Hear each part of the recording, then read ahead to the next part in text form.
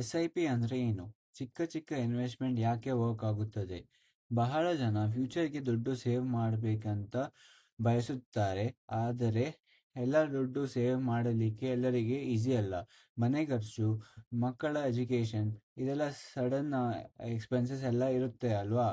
ಅದಕ್ಕೆ ಸೊಲ್ಯೂಷನ್ನೇ SIP. SIP ಅಂದರೆ systematic investment plan. ಅಂದರೆ ಪ್ರತಿ ತಿಂಗಳು ನಾವು ಅಫೋರ್ಡ್ ಮಾಡಬಹುದಾದ ಚಿಕ್ಕ ಚಿಕ್ಕ ಅಮೌಂಟ್, ಅಂದರೆ 500 ಅಥವಾ 1000 ರುಪೀಸ್, ಅದಕ್ಕಿಂತ ಕಮ್ಮಿ ಹಾಕಬಹುದು. ನೀವು ಒಂದು ಸಲ ಡಿಸಿಷನ್ ತಗೊಂಡರೆ ಸಾಕು.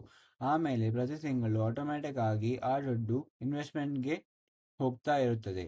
SIPನ ಬಿಗ್ಗೆಸ್ಟ್ ಅಡ್ವಾಂಟೇಜ್ ಏನೆಂದರೆ ದೊಡ್ಡ ದುಡ್ಡು ಆದಮೇಲೆ ಇನ್ವೆಸ್ಟ್ಮೆಂಟ್ ಮಾಡ್ತೀನಿ ಅಂತ ವೇಟ್ ಮಾಡಲಿಕ್ಕೆ ಇಲ್ಲ.